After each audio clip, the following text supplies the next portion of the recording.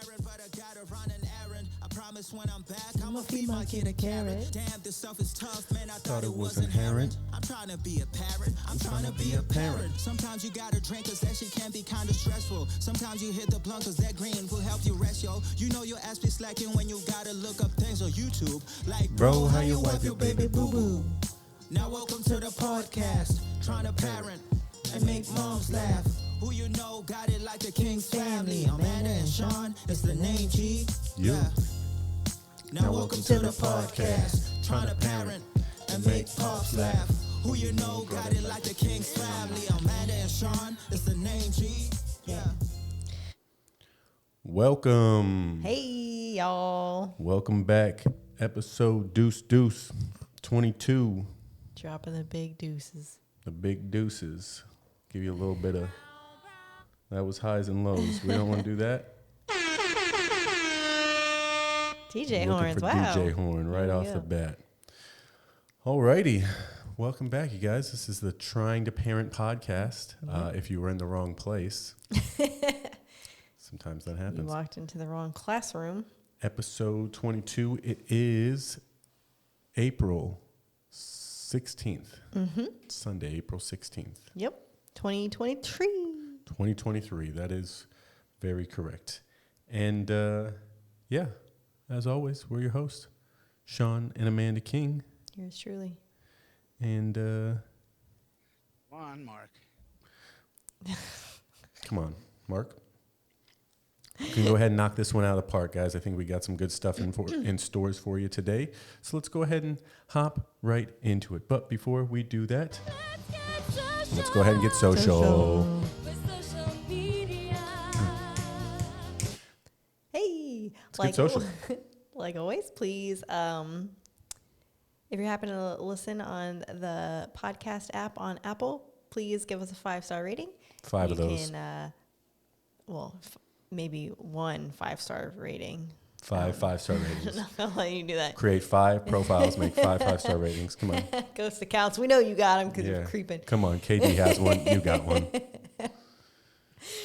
You can find us on Instagram and Facebook at trying2parent and YouTube trying_2parent. And if because we shoot these things on YouTube. We have been filming very consistently since we've been here now. So, if you prefer to have the tab open at work instead of the headphones or I don't know, whatever. Good point. Yeah. And then our Gmail, if you're old like me and you like to send emails, it's trying2parentpodcast@gmail.com. Yay, yay. Yay, yay. And if you feel like calling, it's fucking crazy. Listen closely. 360-450-5008. There we go. Actually, just respond on Instagram because that's what everybody seems to be doing. I get it. It's the easiest thing. I'm cool with it, though. As long as you're responding, I don't really care. Here's the deal, man.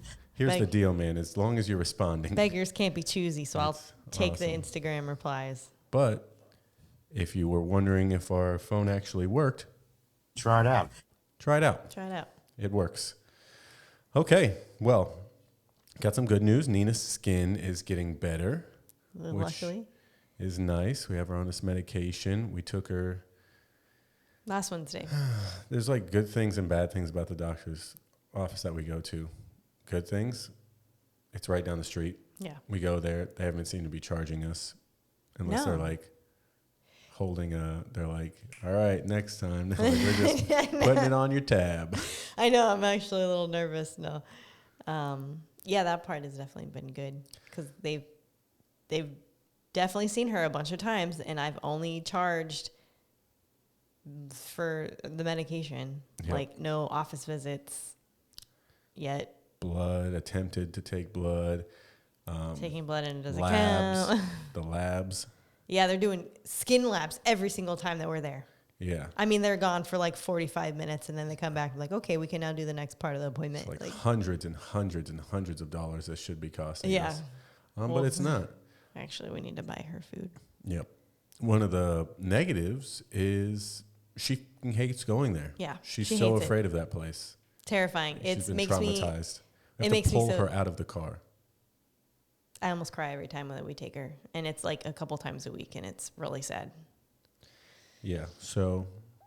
But they're trying to figure That out a solution to her underlying problem, and that is more than any vet in the States did. And for that, I'm grateful, and hopefully it will be in the past. What do we think she has? Cushing's disease. Cushing's. Why did I want to say Hodgkin's? But that's cancer. Hodgkin's lymphoma. Jeez. Cushing's hypercortisol something. So if you guys know Nina, pray for her because She has to go back on Wednesday 3 times. yeah, 3 times on Wednesday. it's gonna be no good. And one of the shitty things about that place is they never fix their fire alarm. Not their fire alarm. Their I guess their fire alarm. fire alarm, but one of those like you have in your house, so it chirps because the batteries are fucking dead and they need to replace them. It's been chirping for 2 months. And they never replace it. And Nina is so afraid of that thing. Like she hates high pitched noises like that. So it's been no good for her. Let's see here. We're leaving in 9 days for Holy Colombia. shit. So fucking stoked about that. Hopefully none Colombia. of that. Hopefully none of that goes on. No, I really Go hope down not. there. Thanks. But, it's going to be exciting. Somebody's mom is not too excited that we're going to Colombia. Somebody's is pretty excited. So leave that up to you guys to figure that one out. It's not where we're going, it's the means of which we're going. Yeah. And you guys can guess your answer. So Yeah. here we go. Nina has her pet sitter, which we talked about the other week, Yeah. and she's excited about that lady, the Scottish people, the Scottish lady and her little son. Oscar? So, yeah, Amanda about threw down with these people at the end of our block. Oh my for God. telling her that our dog cannot pee out in this yard park area, which again, we live in like apartments, I guess you could say. And At the end of the cul-de-sacs on every street, there's a little grass area. prime And for peeing. Prime dogs. for peeing or pooping. Mm-hmm. And the people that are on the first floor that have their balcony and their windows closest to this said area. Granted, I'd never go off the sidewalk. It's not like I'm walking It's not their, amongst. they don't have a yard. Yeah, there's You have no their yard, balcony. Like, which is enclosed, and then they have their windows, and they seem to think that they. wow, that dog is going at it. Yeah, welcome to Mexico. They seem to think that they don't want any pets to go. So they have their own sign attached to their wall on the exterior that says no pets. Like they don't want any pets near their house. So we kind of got into it this morning because Nina started to poop as I was standing on the sidewalk, which is still probably a good 20 feet from their balcony. And he was like, no, your dog can't go to the bathroom here. There's 2 spots over there. And I said, there's literally, I don't know if you can see this sign right here. There's From your literally balcony. a sign. From your balcony, that's right there. It's I could touch it. It's right here. That says pick up after your fucking pets. So that's what I'm doing. You don't own this land. And they were like, She went real Native American on this. You don't own this land. This is our land. so I stepped onto the grass and then I was like, is this yours? Can I see it in writing somewhere? I was pissed. I was It's so so fucking funny pissed. that you mentioned to me that before, like somebody had said something and I wasn't out there with you. And then for the next couple times I go walking out there with you and I don't know, we don't see them or they don't say anything, whatever it is. And then you go out there again and somebody says something. It's just like, you guys are pussies, you know. There if I was both of fucking them, the there. man and the female, Yeah. both came out and they're like, no. Apparently they're crazy though. Yeah, So, I asked our neighbor who also has dogs. I was like, hey, what's up with these fucking people down the street? And he was like, they're crazy. they're They're loco. crazy. They're And I was loco. like, so what? He's like, I just don't go over there. I'm like, oh, so you let them win. Okay. And I told Amanda, Fuck Here's it. the deal, man.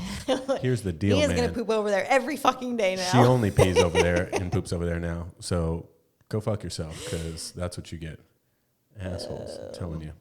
What else happened? We went to another sweet cenote today, Yep. which was awesome. I'll have a video up of that soon. What was We it made called? some cenote cristalino. Cenote Cristalino. It was a male cenote. As you can see, it ends in O. Cristalino. Made some, what were you going to say, friends? Yeah. Made some black friends there. I know, you're surprised. There was black people here. They were older men. Older men. One was named Chuck, one was named Mike. Mike used to be in the NBA, played for the Celtics In the 90s? and the Knicks. Yep. He is 6'11". Yep. He's like, I'm sure we'll see you guys again. I'm hard to miss. I'm like, yes, you are, sir. You are big as shit. He said, "Apply a small. We'll see you around." Yeah. So super cool cenote though. A lot of awesome diving caves. It was just really sweet time. And again, got there early, so kind of beat the crowds. Then it packed up late. So how much was that one? That one was 150 pesos. 150. Because we had our resident card and we got 50 pesos off. It finally paid off to get our resident card. Yes. Getting the first time ever. Getting we got the to cost use of it. that resident card back. 50 pesos back in our pockets. That's what I'm talking spending about. on tacos. Yep. That leads me into my next point. We've basically been eating tacos every night. And if I get fat, y'all, this is why. I ain't mad at it. Yeah, if you're going to turn into one of these normal Mexican ladies around here that's like 2 times your size, and you're like, hey. I don't know how this happened. I feel you, lady.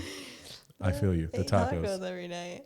Hey, son, they're good, man. We make our own. We go out and eat them. Everything could be put into a taco.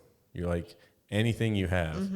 We eat peanut butter and jelly in a taco. Yep. Like, yep. You could do anything with it. You can do anything. So, if you want to eat ice cream in your taco, just fry that taco up a little bit. That tortilla. Throw some honey and fucking caramel sauce on there. Put your ice cream in there. Taco ice cream. We have been eating like light tortillas. Yeah, we try and get the light tortillas. Because, good Lord, those ones that they are naturally making, though I'm sure they're better for you than the stuff with all the other shit in them. I'm torn. Do I want the low carb or the natural? You know what I'm not torn about is the corn tortillas. Get that fucking shit out of my face. But they're better for you. I don't want corn tortillas. They're always small. They rip so easily. Yeah. The texture is not the same. I like my flour tortillas. Yeah. UFC was last night. That was solid. Max Holloway. Maxie. Staying blessed. Put it on. Arnold Allen. Wasn't super close. There was some crazy knee to face knockouts. 2 of them. Exact same thing happened. So that was wild. If you're a UFC fan and you didn't see it, are you really a UFC fan? Well, I started a little earlier, I guess. Yeah, earlier for us. Yeah, if you live on the West Coast, you just have the prime advantages sports for things. Yeah, like granted, for our job, it sucked to be on the West Coast because all of our calls started like super early in the morning, 7:30, and you're like, oh God, I don't really want to be up right now. I could be doing other shit. Now we get up, hit the gym, get back, have the calls, all that stuff. So that's cool. Yeah.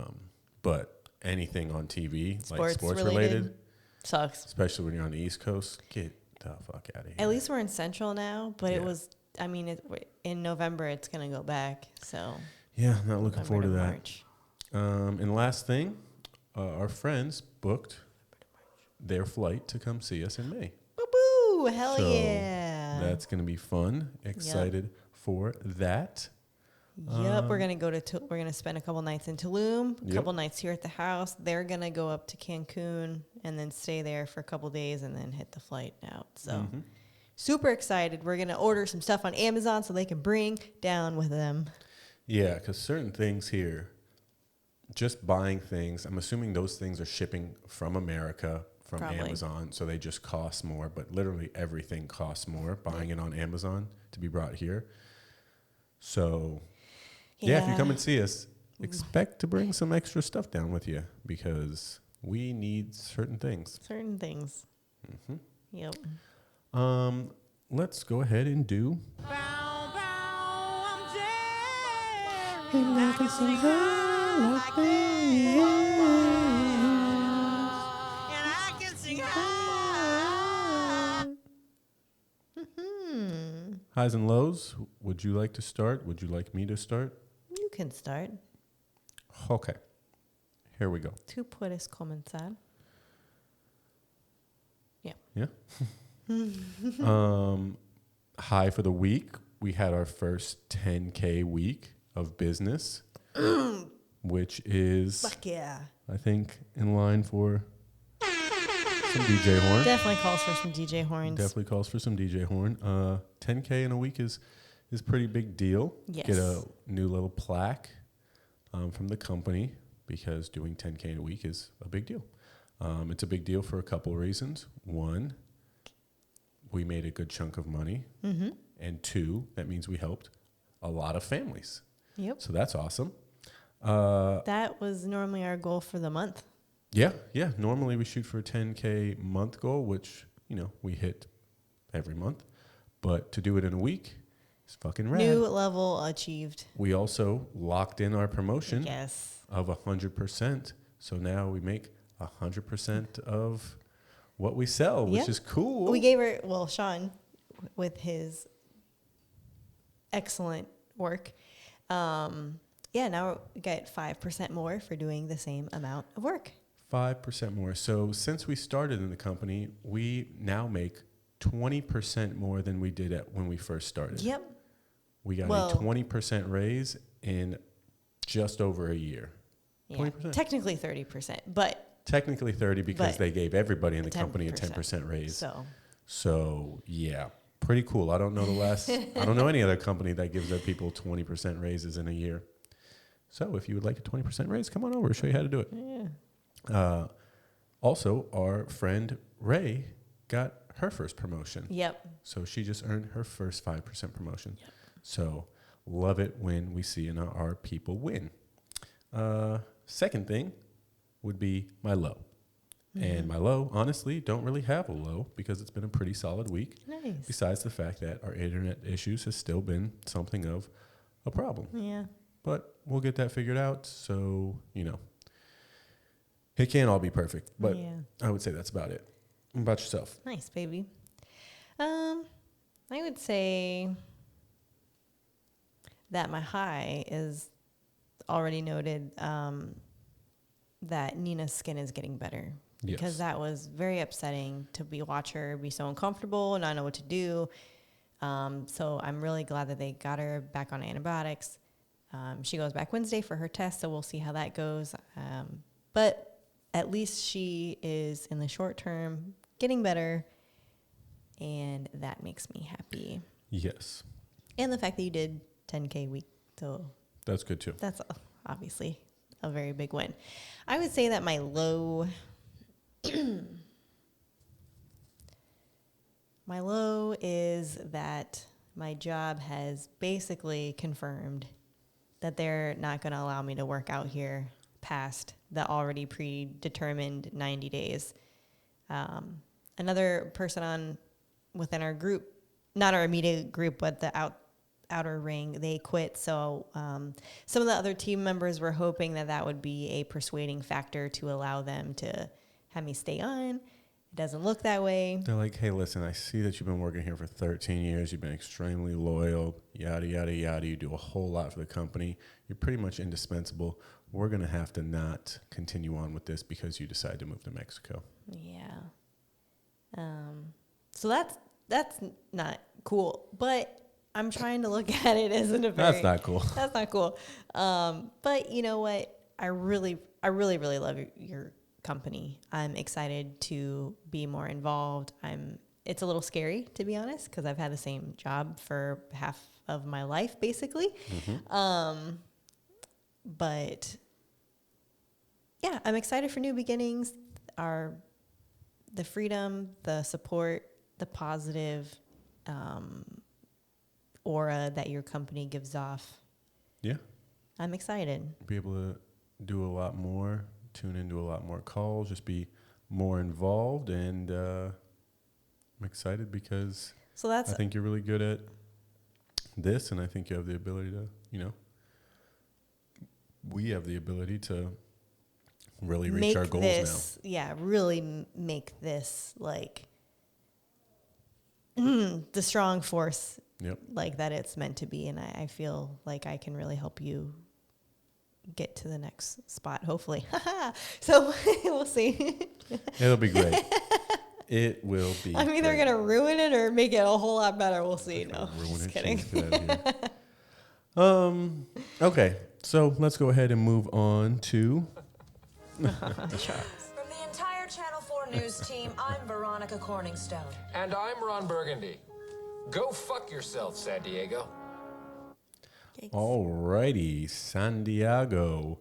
I've got a sweet little article in the news for you. This is actually very interesting stuff. I'm always looking for interesting things that are going to help me learn and potentially grow as a non-parent, hopeful soon-to-be parent. So the topic of today's discussion is 5 messages from your tween they want you to hear. So we all know that is like the hardest stage to deal with for people, not because we have kids, but because at some point in time we were tweens. And I recall that being my parents' least favorite time of my childhood growing up, because you just kind of become this person where you're like, why the fuck am I listening to this person? I'm the boss. Or What age is considered tween? I would say like Well, I guess once you get into your later teens, you're really. Is it like 12 to 14 or something? Tween is like 9 to 12. Oh, I was still really good then. Were you? Yeah. Well. I was going to church camps and all that. Ugh. God. Well, this article says it's a 4-minute read, so buckle up, because this is going to be 15 minutes. Oh my gosh. So 5 messages from your tween they want you to hear. Is your child aged between 9 and 12, the between years? This lady wrote this award-winning parenting educator, Michelle Mitchell, wrote this awesome article, and I'm going to read it to you. So 567 tweens participated in she wrote it in first person.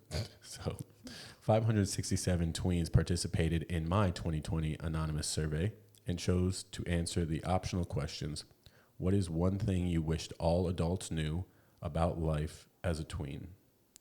If your child was asked this question, how do you think they would answer? They might wish adults knew that kids who were 10 shouldn't go to bed at the same time as siblings who are 7. Or kids who don't like broccoli should never be made to eat it. That is the important stuff that characterizes much of our tweens' heads. This is the important stuff that characterizes much of our tweens' headspace. However, I wonder if we were to probe a little deeper, would there be one thing that your child wishes that they could tell you but can't quite manage to communicate? Do you think there is anything that they would find difficult to talk about or intentionally hide because of fear or shame? You're going to read the whole thing word for word? Yeah, it's not that long. Okay. This is super interesting stuff to me. Yeah. Apparently not to Amanda. I mean, it absolutely is. I mean, this is part of the story then. Okay. Buckle up and shut the fuck up like I told you. It's going to take 15 minutes. Below, I'll share the findings. So, message number 1, life is harder than you realize. Tweens believe life was harder for them than their parents acknowledged, and they felt their challenges were minimized. Comments like these caught my attention. It's not how they think it is. Everything is hard, and I wish they knew how hard it is to get used to changes, that when we don't know what's happening, more things are put on our plate. So I thought that was interesting. Life is harder than you realize. What changes are they going through that they don't know about? That's what I have to ask. You know, I don't know. Maybe it's... Is it puberty? Like yeah, your puberty feelings? changes, Do you not or- know how to handle your emotions because now they're fucking all over the place? Yeah, and if you're a Like- man, or a young boy, they are... Or is it the Raging? unaware, like, is that the puberty talk where maybe their parents didn't prep them and they really don't know what's going on? It's a good question. Yeah. Very good question. Message number 2, I am no longer a kid. Maybe they had the puberty talk, and now they're at this stage. You're definitely still a kid. Tweens voiced a strong desire to be taken more seriously by the world around them and not to be overlooked or dismissed because of their age. I feel like that's a super important thing when dealing with kids. Like, you have to make them feel like their voice matters. Yeah. And that, you know, they're respected. Obviously, again, fine line of discipline and... Age appropriate respect. Yeah. But you definitely want your kids to feel like they're heard, because if they don't feel like they're heard, then they're not coming to you. Exactly. I noticed that they felt like they had significant ideas to share while only being recognized as children.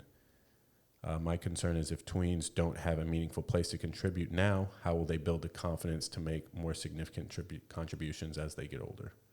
Yeah, so definitely don't want to downplay their significance in the family. What's wrong with about still, I mean, I guess my question is in what regards do they feel like they're being treated as a child? Because they are a child still. Yeah, I'm sure this is all very situational. Yeah. And again, it's coming from your kids. So who think they know everything. I thought I knew everything. I mean, how much weight does that you're like, well, obviously I'm not giving you a decision in what car I like. It's I'm sure it's between certain things like, hey, why don't I get a say on when I get to go to bed? Like just that open line of communication. I'm like, oh, you can get a say. Go ahead, say what you think, and then I'll tell you why I think you need to go to bed at this time. But again, maybe they're just not being heard. Maybe they don't want to eat their broccoli. They're like, I fucking hate broccoli. But I felt bad. I'm not being heard. Yeah. Okay. Message 3, you are missing stuff. Although it broke my heart, I was not surprised to hear tweens emphasize that their parents were missing stuff. When I walk through a primary school playground, I am often shocked at the teenage-like themes I hear. I know that parents have no idea of the real content of these conversations and the pressure of kids under to engage in them. Comments like, you think we're okay, but we aren't. And there's a lot more bad things out there than they think. Expressed a real cry for support. That's sad. I imagine a lot of that stuff has to do with social media and stuff today. Yep. Like, it's just got to be so much The bullying harder.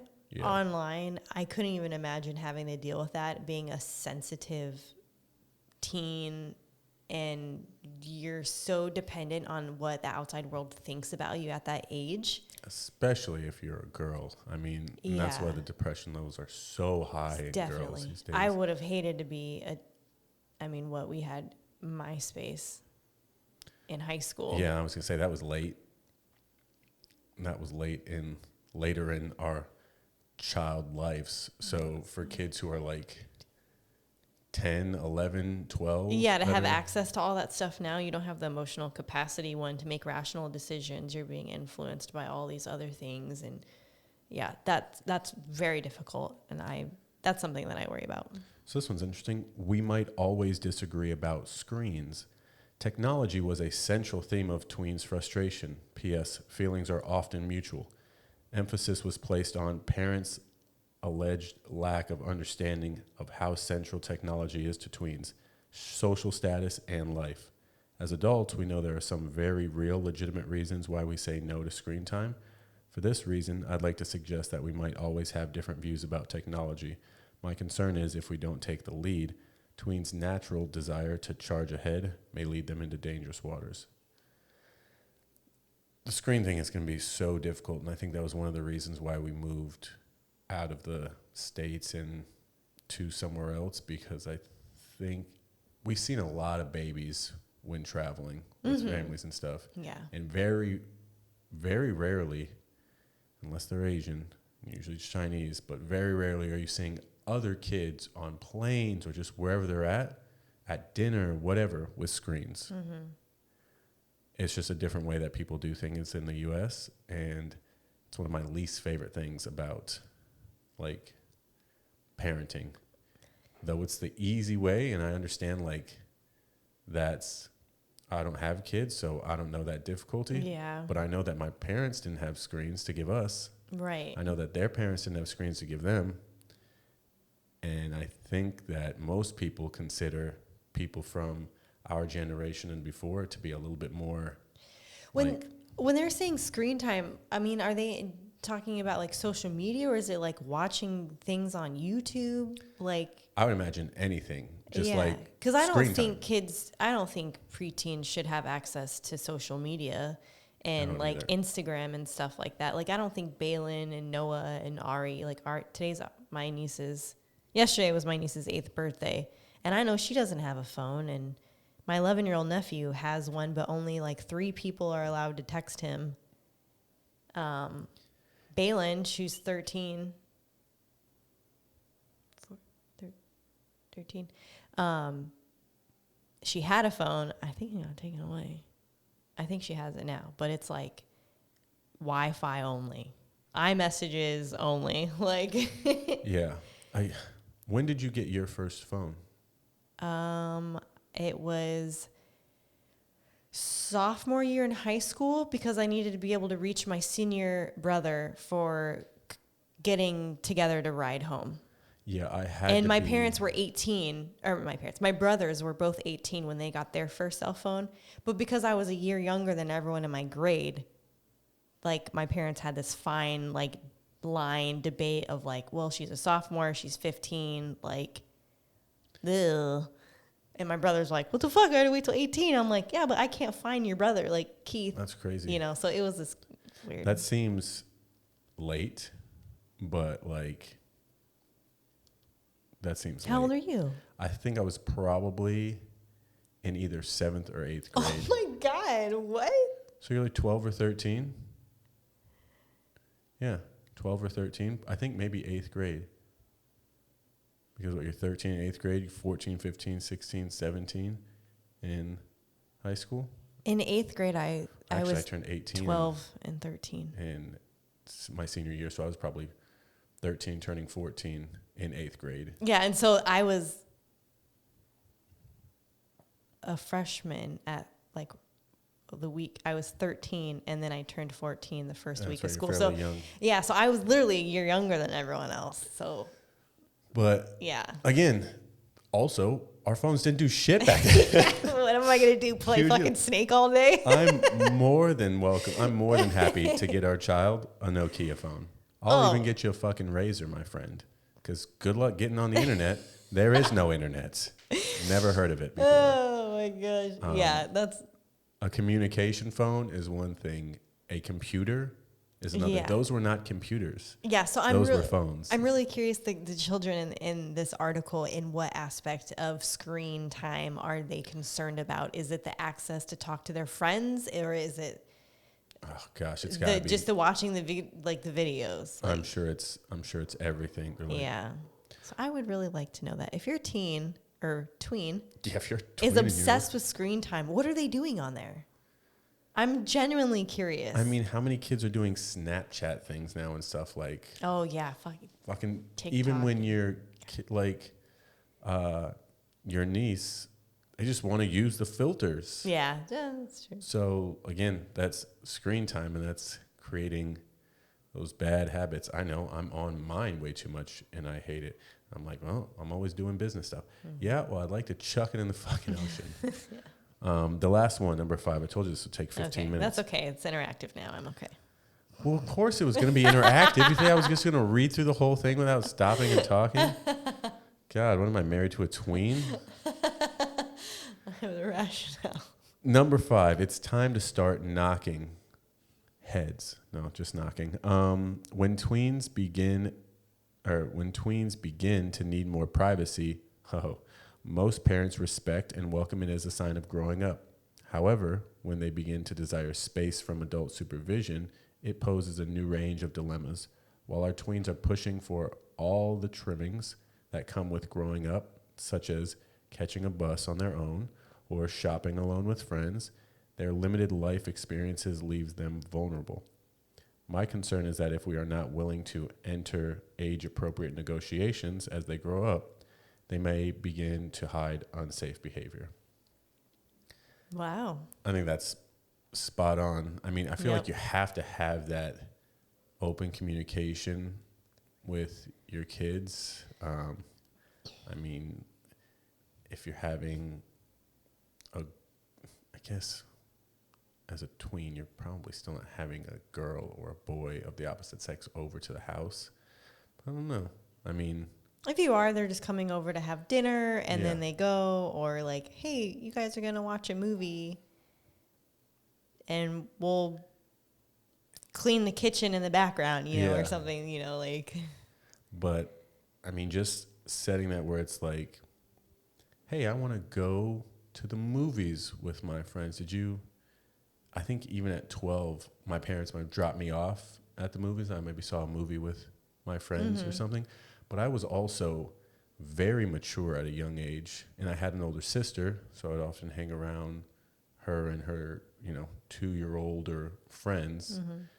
And again, you just didn't want to be thought as some little kid. So you try and be mature and things like that. And I don't know if that's... if I said I was going to the movies, there was a 50-50 chance that I was actually going to the movies. And that's what parents worry about. I know, and I'm afraid for it. That's why part of me is like... But that's because your parents had a much more strict rope on you. But it's so funny to think about because they were so strict, but yet I had all of these opportunities. Like, I'm going to go to the mall. I'm going to do this. I'm going to sneak out. And then they're like, okay, yeah, sure. Go spend the night at so-and-so's house. I'm like, oh, we're going to get fucked up tonight. Like...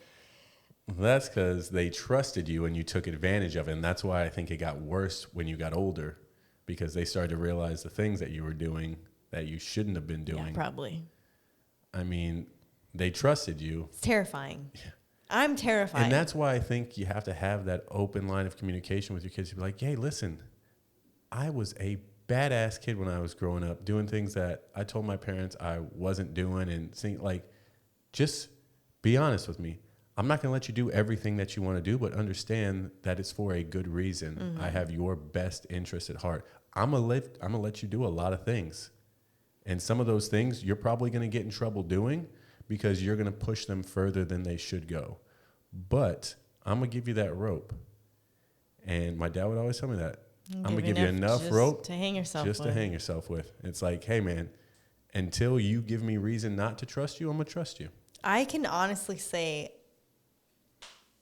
like, a part of me has always not wanted to have children because I'm afraid of having a teenager like I was. And it literally turns me off to the whole idea of having kids. Really? I've never had that fear. Like, it literally, like, I have a knot in my stomach right now just thinking about it. Like, I would just rather, a part of me for the longest time was like, if I never have kids, it's not a problem because I never have to deal with it. That's like, so interesting. It's making me emotional right now. Like, I'm terrified, but I'm like, okay, well, if we're going to do this with anyone, it's obviously going to be with you, who had the best parents, and you turned out fantastic.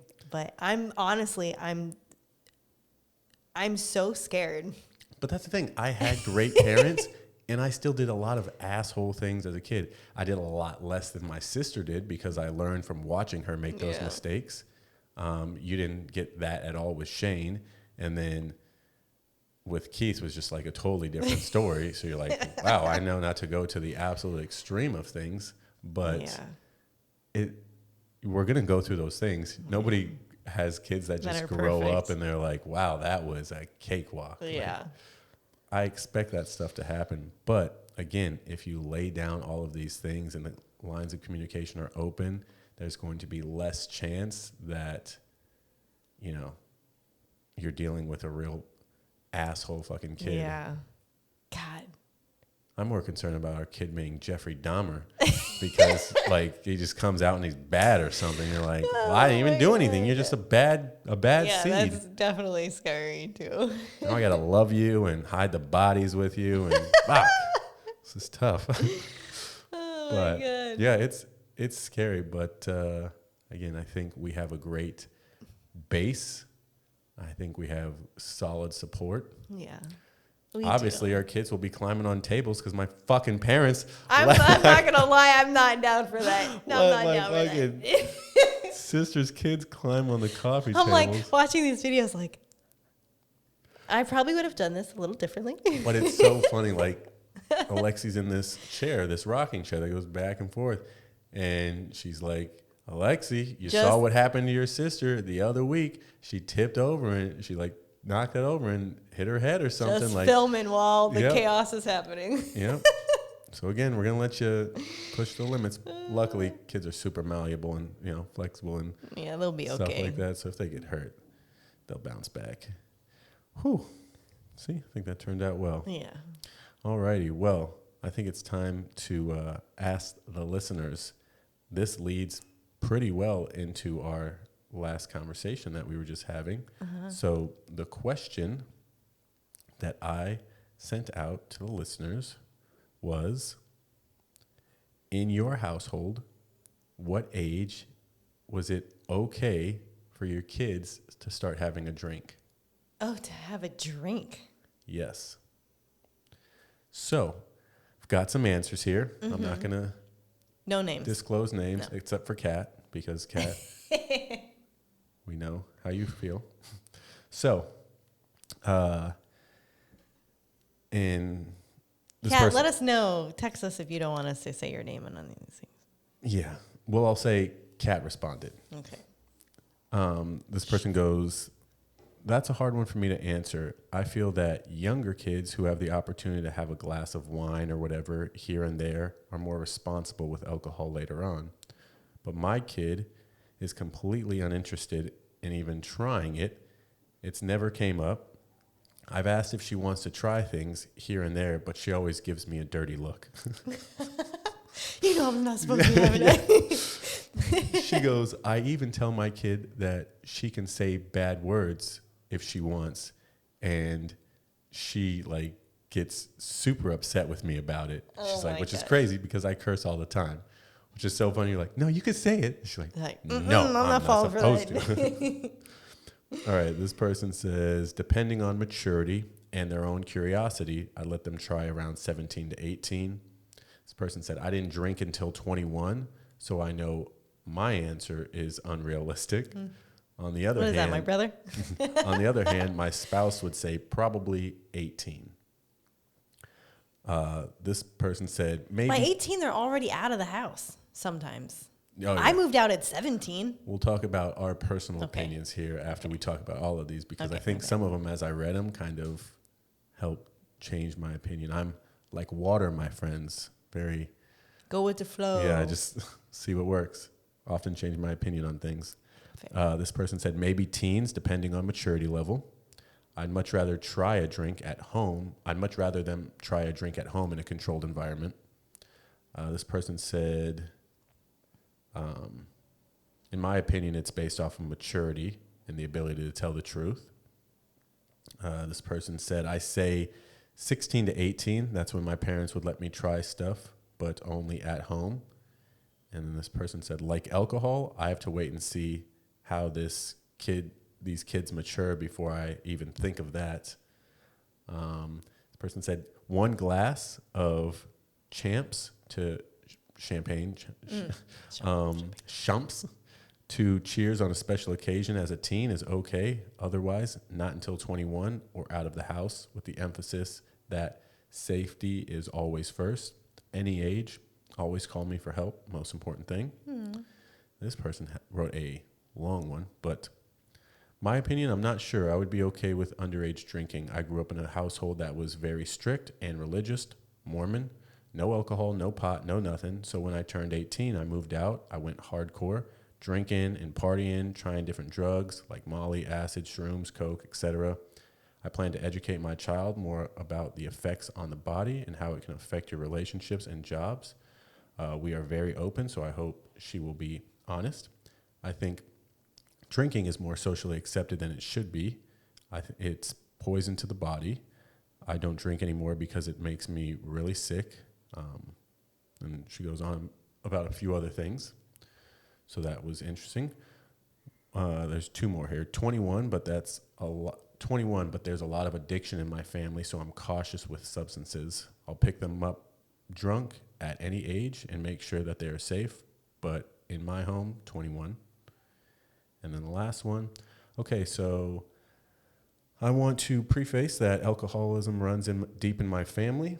I think it's very important to be honest about these type of things with your kids. So I talk to them about dangers a lot and also show responsibility if I choose to drink around my kids. Example, I'm not drinking and driving, knowing my limit, and not getting shit-faced in front of my children. I think it's crazy. I used to be given drinks at 12, but that's from a family of alcoholics, so I don't really know the right answer. I would say it depends on the kid, but then again, the kid could be like, well, my parents let me drink at home, so why not elsewhere? Maybe senior year of high school with lots of open communication, with repercussions of drinking outside the home. Actually, this is the last one because I read that and I'm like, okay, Yeah. that makes sense. And then this one, Okay, so one of my fondest memories was my dad, rest his soul, would sneak taste of beer to me when I was a kid, and I felt so cool to be with him and doing it at the time. It was literally like a bonding thing. He'd be drinking a beer while cooking on the grill, and we'd be out there with my uncles and cousins, and he'd say, "Hey, you want a sip?" I always did too. He's like, that old English hits different. So once I became 18, they let me go to Cancun for a senior trip, knowing good and well that I'd be drinking down there. They had already done a great job raising me and teaching me responsibility, so they trusted me. I never drank with them before 21, but that was just the right thing. Even when I moved away at 18 and got my own place, they knew I drank here and there, but again, they taught me responsibility, so I was okay. But with that being said, 21 is 21, so it depends on the parents and how the kids are raised. I think I knew I wasn't supposed to before 21, but I was responsible and mature enough to do it before then. Yeah. Where are your thoughts at on how you would handle it, and then what your situation was?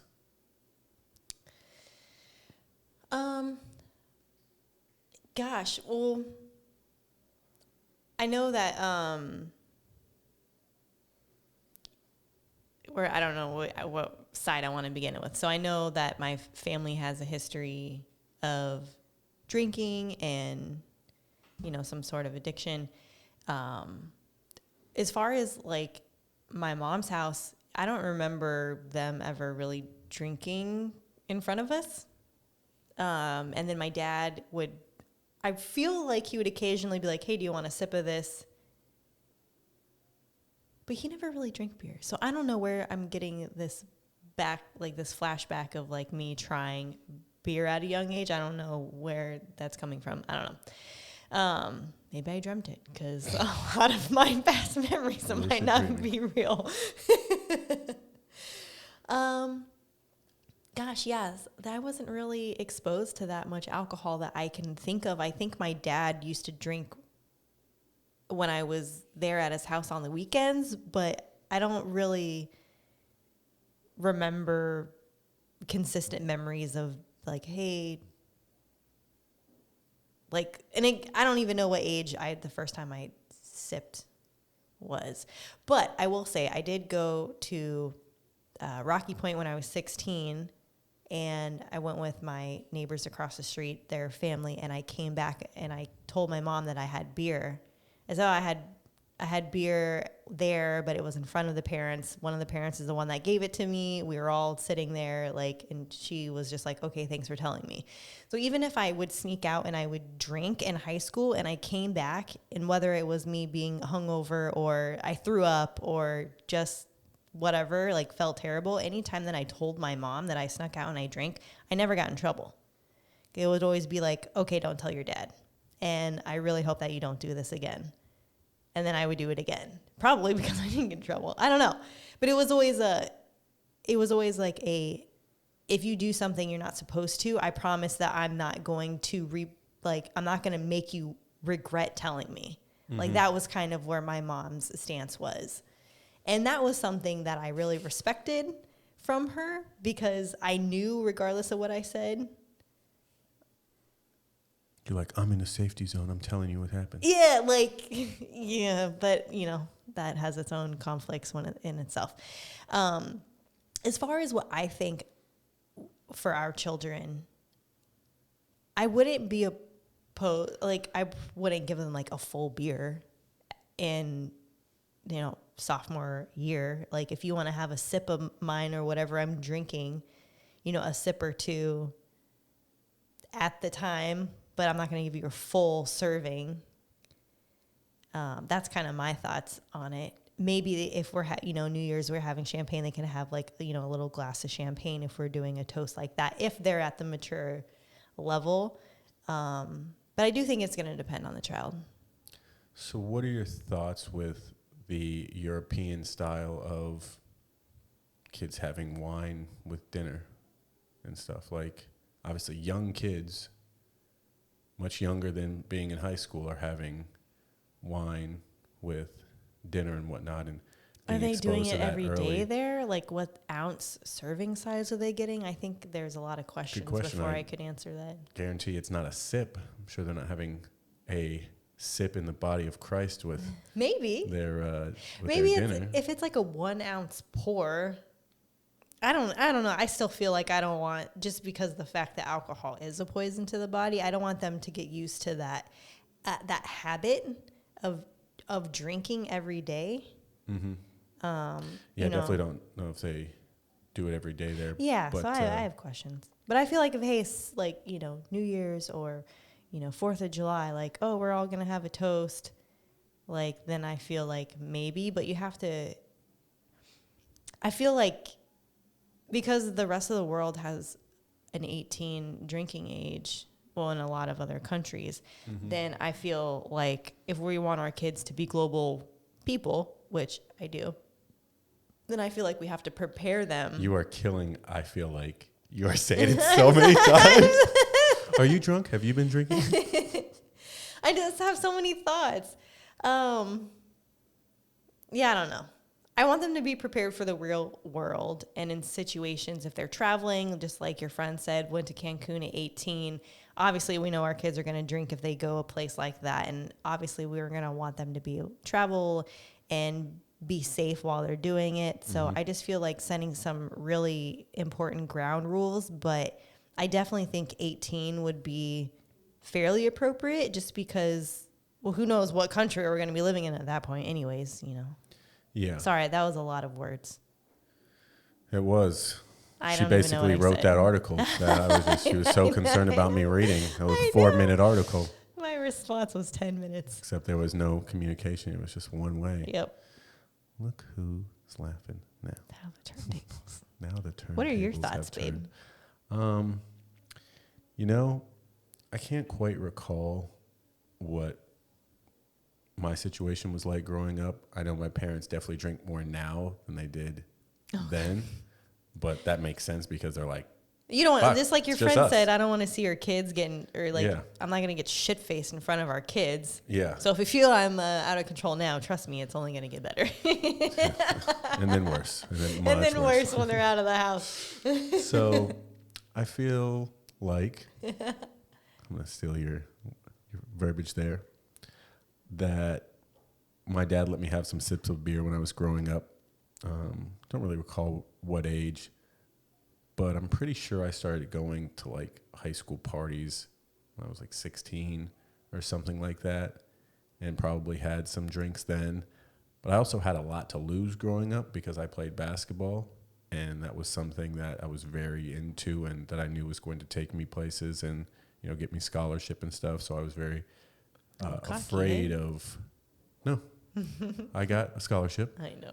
So just telling you what happened here, but just waving my hand around. Swirling a glass of wine? Yeah, it's just swirling sifting my whiskey. But yeah, there was things to lose, and my parents had kind of, they taught us about drinking, Consequences, yeah. and they definitely taught us about consequences. And so it was one of those things like, hey man, when you go to parties and stuff, I can't stop you from doing the things that you're going to do. Mm-hmm. But if I educate you, I tell you about these things, and you realize, hey, if I fuck up, I have the ability to lose all of this thing that I worked so hard to build. Like, that's up to you. Yeah. Again, I'm going to give you the leash, the rope, do what you want with it. Mm-hmm. So I definitely drank before I was 21. And then obviously you go on trips, like you said, senior trips, different stuff like that. And your parents know that you're drinking. But Yeah. they trusted me, and they trusted, like, again, we've taught you what alcohol is and that it's not, a game. It's not something to, brag about. It's just like, hey, you do this at certain times. And one of my parents' big things was be an adult about the decisions that you make. You want to be treated like an adult. Yeah, you got to act like an adult. So they told me with the cursing thing, they're like, you can curse when you feel like it's an appropriate time. And I didn't for the longest time because I didn't know when an appropriate time was, which obviously was not an appropriate time. So I definitely had beers at the house before, like when I was like, 17, 18 and stuff. My dad would let me have a beer at the house and whatnot, drink with the family, whatever. Outside of that, they wouldn't let me drink in front of other people and stuff. But yeah, it's all going to be situational. Yeah, because I remember I graduated high school at 17, and then like 4 days later, I spent 3 months with my aunt, and we went to all these countries, and the drinking age was 18. And she is a big wine person, and I remember being on the airplane, like ordering Singapore slings and, having wine at lunch and stuff like, They or have dinner. Singapore slings on the plane? Or Singapore Airlines? Yeah. So like, we have to have these. But yeah, so I remember drinking there, and I was with her. I mean, they lived in the countries where people were drinking at 18, and I was just a couple months away. Yeah, I think it's heavy on the educational portion of it because it is so bad for you and it is so widely accepted. Yeah. It's just like you need to teach your kids about it like you would teach them about drugs. Trust me, not all drugs are bad, but you got to be smart. It's got to be moderation. You have to be safe. And you shouldn't be doing them at certain ages. You shouldn't be smoking weed when you're 15. Like, there's just things that you shouldn't be doing at certain ages because your brain's not developed. Yeah. And I don't want you fucking yourself up. Exactly. But, alrighty. Okay. We're on the same page. Quick overseas parenting fact. Here we go. Wait, here it is. It's time for that super sweet overseas parenting fact of the week. Super sweet. We're going back to the U.S. We did a super old one last time, I think from the 1930s. Like baby cages? Yep, baby cages. We're going to up this one to the 40s. Oh. So parents went to great lengths in the 1940s to curb thumb sucking. How do you think they did it? How do you think they got their kids to stop sucking their thumbs? Put something terrible tasting. Tar or something. One product made with nail polish, peppered with capsicum and acetone, which is a flammable liquid, was put on the baby's thumb to stop that habit. How are you making that concoction? Pepper, acetone, and... No, not pepper. Nail polish. What's capsicum? Isn't that pepper? What is... No, it's peppered with capsicum. So dashed. Yeah. Ew. So that had to be not good. No, that's no bueno for the baby. But I think back in the 40s, you were probably also smoking while pregnant. And drinking. So couldn't be that bad. Yikes. Yeah, so about what I imagined. Okay. Yeah. I wouldn't say that was a wicked sweet thing that you should do with your child, but how are people handling thumb sucking now? I always wonder because I know that pushes your teeth out. Nobody wants a massive Is overbite. that scientifically proven? I mean, it has to be. Your teeth are so plus it's your baby teeth, so it doesn't really matter. I would imagine gloves or something. Gloves? Like some type of glove that they can't take, like the baby's hands can't take off. Or toddlers, I guess I'll say. Yeah. Yeah. That's how I would imagine. I've never looked into any of this. I don't know. Put disgusting tasting things on their thumbs. Jeez. I guess that's one way to do it, though. Yeah. You just get a sauce that they really don't like, and you would think of a sauce. What's a sweet sauce that nobody likes? You and your sauces. I love sauces. Well, it is time for I Love the 90s, and we're going to do our parent test. Sorry, guys. I really went off on that alcohol tangent. Dude, you're not even drunk. Could you imagine if you were drunk when you were doing that? Gosh. I would have killed myself. All right. Since we did the quizzes last week, we're going to do another quiz again. Oh. And I am sure you are not going to get these right. Oh, boy. There's one in here that you have to get. Okay. Well, don't set your expectations too high. All right. So, I Love the 90s. I haven't been doing any of the little screen things here. Sorry, YouTube people. You get the deal. All right. Question 1. What's the infamous... Wait. Oh, okay. Here's a question. Here's the answer. What's the infamous haircut inspired by a must-see TV sitcom? This is one of your favorite shows growing up. The infamous haircut. From one of my favorite shows. It's based off of a person's name. What age are we talking about here? It's a show that only white people watch. Friends. Okay. It's the infamous haircut. Oh, that the came Jennifer from that. Aniston haircut. Yes. And what was it called? Because it wasn't called the Jennifer Aniston haircut. Oh, fuck. I don't know. The Rachel. Oh. Jesus Christ. You say she's a fan and she doesn't even know her name. I haven't watched that show in Good Lord. 20 years. Disgrace white people everywhere. All right, this one's going to be tough for you. What's the first animated feature film nominated for a Best Picture Oscar? It's a Disney movie. The first animated feature film to be nominated for Best Picture Oscar. What's considered a feature film? Like a normal movie? Just think about the hit Disney movies. Monsters, Inc.? No. Is that animated? Yes. It's well before Monsters, Inc.'s time.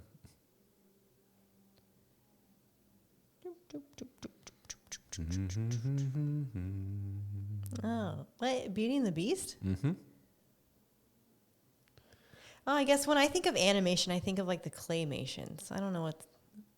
To me, Beauty and the Beast is just like a regular Disney movie. Is that considered? It's considered animation. Because it's a cartoon? Yeah. I think of like the digitized. Well, okay. Whew. All right, folks. We're struggling here a little Why bit. did you just say what's the first Disney movie to win a? Because it's animated. There's other Disney movies that weren't. I'm sure that weren't. Not in the Animated? 90s. I don't know. Maybe. Maybe. I don't know. All right. There's not a chance you're getting this one because Gosh. you did not listen to this person. What was the first rap song to hit #1 on the Billboard Hot 100? What year? Oh gosh, I don't know. Didn't say, but yeah, think outside the box here. The first rap song? The first rap song, but think outside the box. Someone I don't listen to that raps. Not a chance. He's much more like you than he is like me.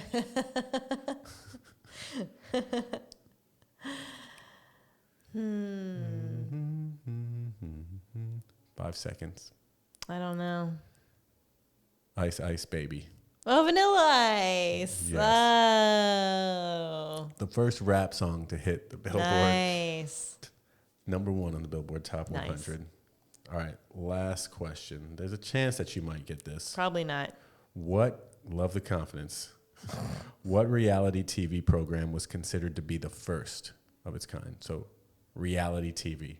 When you think of reality TV, what's the first thing that comes to your head? Jim Tan Laundry. Before that, Before Jersey Shore. yes, well before Jersey Shore. Reality TV. Mm-hmm. Is it the kids setting up their kid or the parents setting up their kids with other kids? The TV show? What the fuck is that? Yeah. Ugh. Or like the what's the one with the van and it had Next was not yeah, next. Next. Okay, then I this don't is know. Way before that too. Before that, reality TV show. Dave Chappelle had it in one of his skits. It's not Dave Chappelle. No. Had it in one of his skits. Oh, The Real World. Thank Oh, you. Jesus Christ. Jesus Christ is right. I never watched it. Oh my gosh. My next one would be Fear Factor. That was tough. Fear Factor. What a great show. I Alrighty. didn't watch that either. It is time for Gosh. That was tough. I mean, I feel like you did pretty decent. You kind of got the ones that I gave you the hard hints about, but this is your time to shine. Take it away God. on our episode of the Parent Test. Okay, here we go. Second episode of the semifinals. So the first group moved on. Now they're on the second group where they're going to pick one family to go to the next level. So these ones, they had the strict family, the free range family, and the high achievement family. So the first test that they did was called Stranger Danger. Every Danger. parent's fucking worst nightmare. They had an actor. So they sent the children to play in the playground by themselves or with a sibling. And they sent an actor with a really cute dog to go say hi and then give the old, oh, she just had puppies. They're right around the corner. Do you want to come see the puppies? As the parents were in a car nearby watching on an iPad. And this episode is hard. Tough, yeah, for sure. It's hard. Not even having kids, this was tough because I mean, we've talked about this before because they did this with they did a very similar thing with some of the other kids. And so we kind of already discussed this, but yeah, very real, very scary. Yeah. So the first one was the high achievement. He has just the one son, and the guy came up to him, and I guess the son, they're going to get a puppy soon. So he was like, oh, I'm going to get a puppy soon, and I'm going to name her Coco, and da-da-da. And the guy was like, oh, she just had, they're just right around the corner. Do you want to come see the puppies? And he says out loud to himself, I was meant to stay here. Like, he just kind of mumbled it to himself, like, I think I'm meant to stay here. Well, then these other kids they were not part of this skit at all. Not actors, just other kids that happened to hear this man say, oh, I have puppies. So they walked up, and they're like, oh, you have puppies? Can we see them? First of all, what the fuck? Did your parents not teach you about stranger danger? You're going up to some man that wasn't even soliciting to you. I want to see your puppies. You're like, yeah. He's probably like, I'm an actor. Yeah, what do I do here? Exactly. So he kept saying like, hey, do you want to come see the puppies? And then so the son eventually goes, no, not really. And then a minute later, the dad comes, sits on the swings with him, and he goes, hey, Dad, I have to tell you something that happened. Granted, this son is 8. I think he's 8. Elias. Yeah, I think he's 8. Or Eli, what? Elon. Yeah, he was like, Dad, I have to tell you what happened. Some man just came up to me and said that there was dogs and puppies and asked me if I wanted to go. Great response from this kid. Every parent's most desired outcome. 1, he said no, and then he immediately told you about the situation. So that one was excellent. The next family was the strict parents. So this was only one daughter. I know they have like 6 kids. She was around the same age, probably. She was like 8. Yeah. So around the same age. Playing on a playground by herself, though. No other kids or anything there. There's no one around. And then a guy comes and he's like, hey, she just had puppies. Do you want to come see them? And she goes, oh, I already saw the puppies around here, this corner. No, I already saw them, so I'm okay. Yeah. So she was like petting the dog at first and giving him some treats, and then the guy's like, yeah, you should come check out these puppies. Yeah. And she's like, then starting she to feel kind of, uncomfortable, and she's like, all right, homie. No, those dogs, I already saw those puppies. Yeah, they were great. He's like, okay, well, ends up leaving. He's like, okay, cool, see you later. And she's like, that was a weird sound. So a lot of the parents that were talking about that situation after it was done playing was that like her first instinct was to go pet the dog, like, oh, cute dog. And then as he started asking her to leave, she started to become more aware of like, hey, something doesn't feel right. So she kind of started to, take a step back. And then their mom was like, hey, did you actually see puppies over there? And she goes, no, I lied to him. So she knew that something was not right in her gut. And I feel like that's also a very good, that's what you want. Not necessarily your child to lie, but to lie to a stranger, yeah, go for it. Yeah. And again, one of the things that the psychologist or whatever kept stressing was like, you got to stress this to your kids multiple times on a regular basis. Yep. Like, there is no ifs, ands, or buts. You do not go with a stranger. With anybody. Like, you don't go with them. Yeah. I don't care if they're like, I'm going to give your family $1 million. You just got to come over here. It's in this briefcase. Whatever it is. You don't do it. I will be okay if you don't get that $1 million. Yeah. That's what he said. Repetition all the time, reminders. Because of our next example. Because of this next example. This is the free range parents, the ones that live in the RV. They had the 2 sons. So they have the older daughter and the 2 sons. So the 2 sons were at the park. This guy comes, says, oh, she just had puppies. Do you want to come see them? Bro, no hesitation. Yeah, Yep. sure, let's go. Where are we going? Right over here? Okay. Yep. Into this creepy van? The puppies are in the van? All right. Great, let's get in. God, the parents were so disappointed because another situation like this had already happened to their family. She said the oldest son. Is that not the oldest son? I guess. So he has already been approached by someone asking him to get into a vehicle before the show ever existed. So they said that they thought that the kids already knew the dangers of, like, hey, you don't go with other people, and yet they did it. And he did not go in the first situation, but he went on this one that was staged. Luckily, it was staged. But they were like, oh, we must have had a false sense of confidence that our children were aware that something like this is, very capable. And that was the psychiatrist was like, hey, look, there's 12 families on this stage, and one of you had actually a real world situation where someone tried to fucking kidnap your kid. Like, and then so the psychologist was like, okay, well, how many of you now after watching these clips feel that now you need to educate your child on engaging with adult strangers in the first place? And there was some kind of debate, but the general consensus, basically besides the one family, was like, if my kid's at a playground and there's an adult who doesn't have their kids there, you have no fucking reason to be talking to my child. Yeah, and that's a weird situation for me because I fucking love kids. And Yeah, but you wouldn't be going to a and so that's the playground. thing. So I definitely wouldn't be going to a playground. But if I was at a playground, if I was walking by a playground and there was like a cute kid there, I'd say hi. I'd just be like, hi. But I'm not going to I'm not going to try and have a conversation with you. And as our kids, as a parent, if somebody were to say hi to you, I would expect you to say hi back. Hi. If that stranger tries to engage in conversation with you, They hey, say- man, back the fuck up. I Yeah, don't know if who they you say are. like, hey, what's your name? How old are you? Nope, I'm not not doing your that. fucking business. Because now it's getting weird. I can say hi to a little kid who's Yeah. cute and just be like, oh, hi, you're a cute little kid. What's up, man?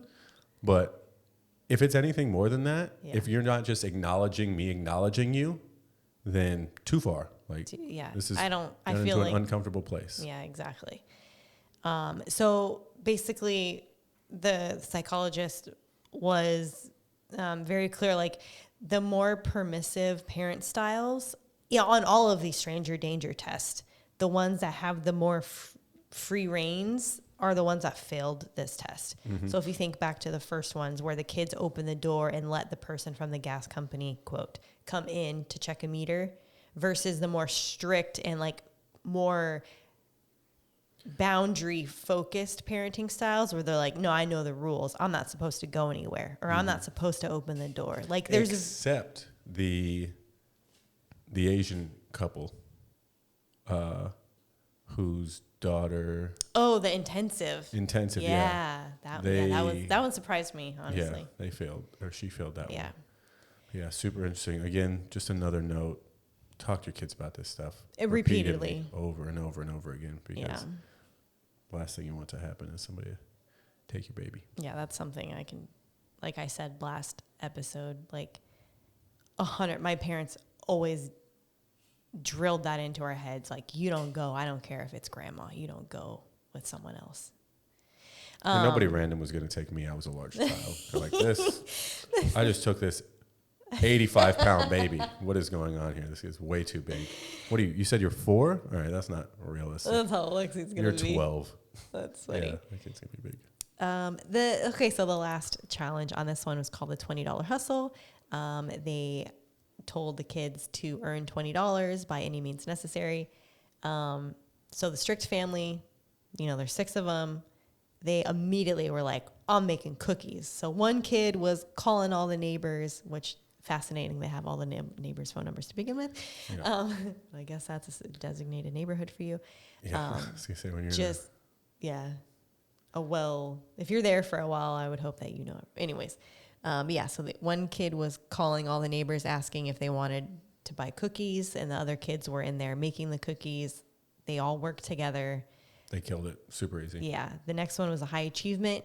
And he came up with the idea to make cotton candy, and then the dad basically gave him the other idea of getting a bouquet of flowers, and went on to then again tell him what flowers he could and could not pick.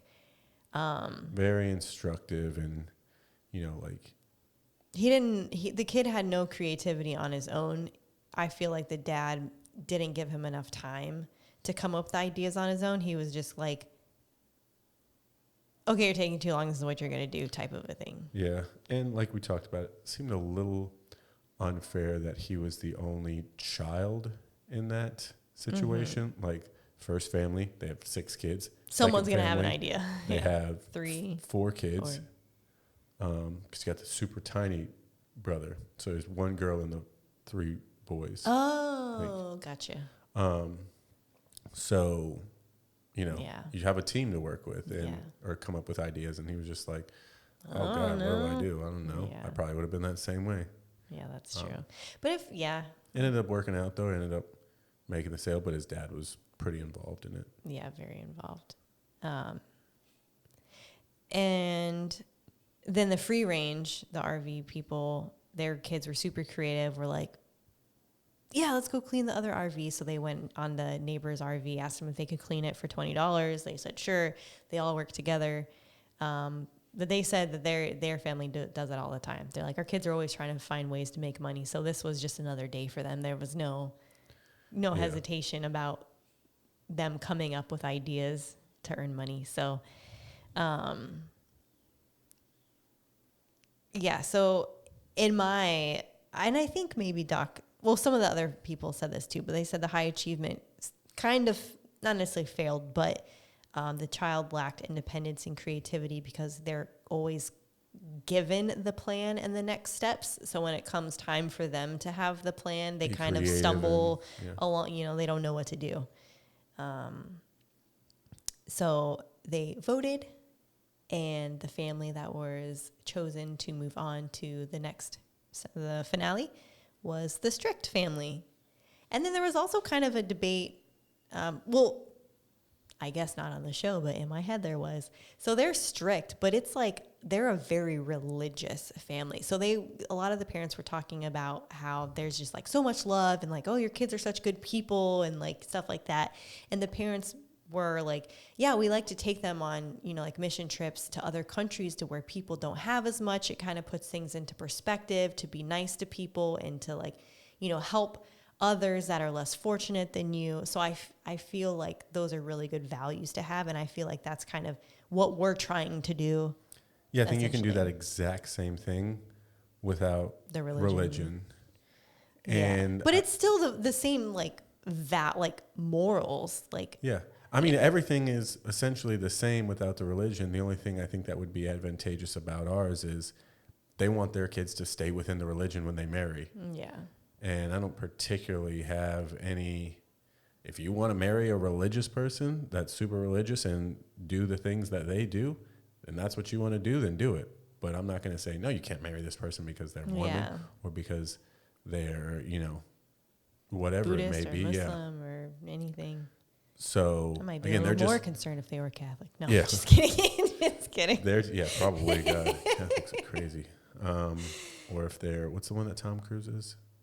Oh, Scientology. The made up one? Yeah. You're like, yeah, all right, bro, I would you're be not a little doing that. concerned on that I'm not one. putting you in that situation. But yeah, I think they just have a good foundation of like building or raising respectful, honest, caring kids. And they, in their heads, believe that it's rooted in their religion when I think they're just good people. I think it's just rooted in being good people. And again, granted, a lot of the base of religion is being a good person and whatnot. So, they're probably getting it from that. But as we can see, other people without that religious background can still turn out just like that. Yeah. So I thought that was a very interesting episode. Yeah. Lots of interesting topics on today's episode. Yeah, it was a long one. Sorry, guys. I know that was totally my fault. It's all good. Because I'm not aware of these topics beforehand. So all my thoughts literally just come jumbled at that time, and you get them literally like raw and unedited. So you're welcome. Keeping it real over here, guys. Well, it's been another great episode. Episode 22. 22. Hope you guys enjoyed that long, juicy one. Hour and 20 minutes. Oh, God. Sorry. But sorry, not sorry. Hashtag. Yep. Stay tuned because we're going to have to knock out. Nope. We'll get the one in right before we go to Colombia. Yeah. So we'll let you know how that goes next weekend. But yeah. Stay up, my friends. Yeah. Stay vigilant. Stay thirsty, my friends. All right, y'all. We up out of here. Peace. Peace.